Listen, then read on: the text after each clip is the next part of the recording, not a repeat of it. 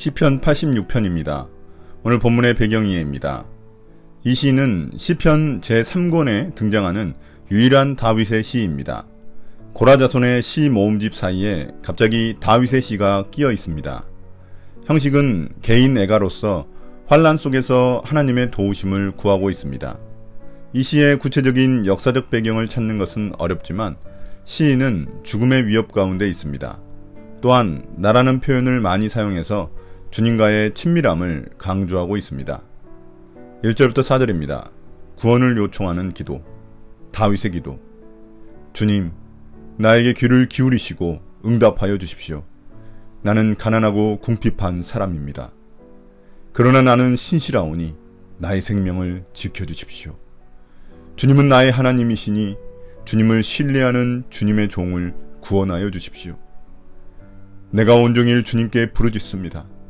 주님, 나에게 은혜를 베풀어 주십시오. 주님, 내가 진심으로 주님을 우러러봅니다. 주님의 종의 마음을 기쁨으로 가득 채워주십시오. 주님, 주님은 선하시며 기꺼이 용서하시는 분. 누구든지 주님께 부르짖는 사람에게는 사랑을 한없이 베푸시는 분이십니다. 주님, 나의 기도에 귀를 기울이시고 나의 애원하는 소리를 들어주십시오.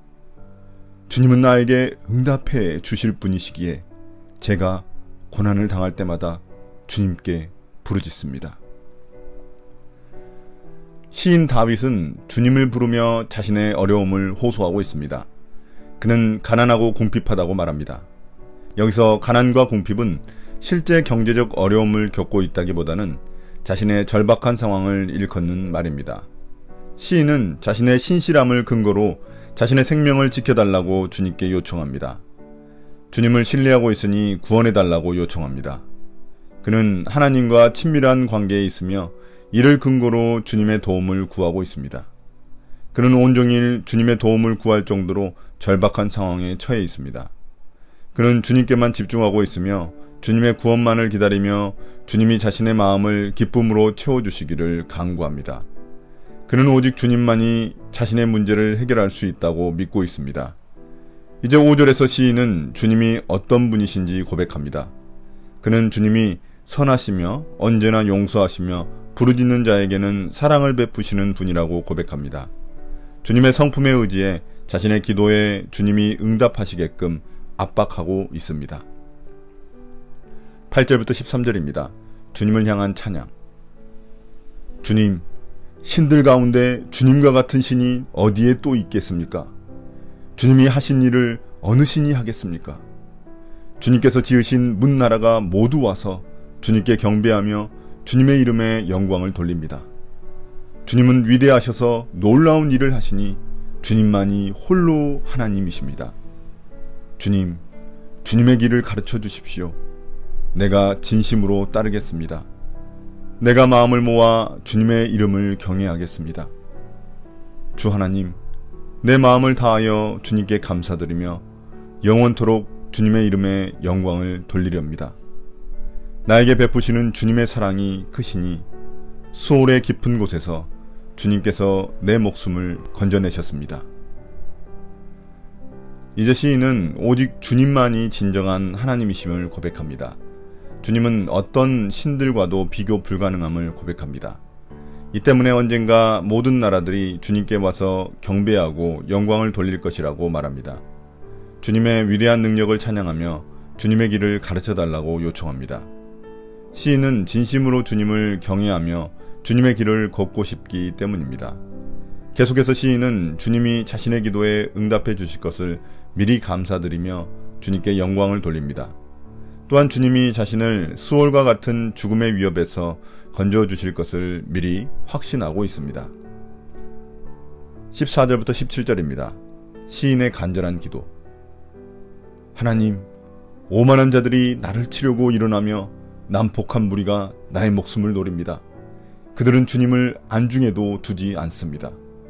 그러나 주님은 자비롭고 은혜로우신 하나님이시요 노하기를 더디하시며 사랑과 진실이 그지없으신 분이십니다. 내게로 얼굴을 돌려주시고 내게 은혜를 베풀어 주십시오. 주님의 종에게 힘을 주시고 주님께서 거느리신 여종의 아들에게 구원을 베풀어 주십시오. 은총을 베풀어 주실 징표를 보여주십시오. 나를 미워하는 자들이 보고 부끄러워할 것입니다. 주님께서 친히 나를 돕고 위로하셨습니다. 이제 시인은 다시 애통한 마음으로 주님께 구원을 요청합니다. 그의 원수들은 오만한 자, 난폭한 무리들입니다. 그들은 시인의 목숨을 노리는 자들입니다. 이 상황에서 시인이 의지할 사람은 주님밖에 없습니다. 시인은 출애굽기 34장 6절에 나온 주님의 성품에 의지하여 자신에게 은혜를 베풀어 달라고 간청합니다. 시인은 자신을 주님의 종, 여종의 아들로 낮추며 이 상황을 이겨낼 힘을 달라고 요청합니다. 여종의 아들이란 주인의 집에서 태어났기 때문에 평생 풀려날 수 없는 노예를 가리킵니다. 자신이 평생 주님께 속한 사람으로 주님께 순종할 수밖에 없는 사람임을 밝히기 위해서입니다. 시인은 마지막으로 의인과 악인의 대조적인 운명을 기원하며 시를 마칩니다. 그는 하나님께 은총의 징표를 달라고 요청합니다. 이를 통해 원수들이 자신들 스스로를 부끄러워하게 될 것이라고 말합니다. 이를 통해 시인은 주님에게서 위로를 받게 될 것이라고 확신합니다. 오늘의 묵상 포인트입니다. 첫 번째, 하나님은 누구신가? 주님은 간절히 기도하는 자에게 응답하십니다. 온 세상을 지으신 주님께 기도할 수 있다는 것은 큰 특권입니다. 내 상황을 솔직하게 주님께 말씀드리고 기도하기를 원하십니다. 두 번째, 우리에게 주시는 교훈은 무엇인가?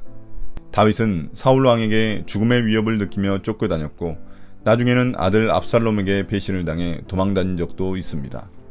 다윗의 삶은 고난의 연속이었지만 다윗은 주님의 길을 버리지 않았습니다.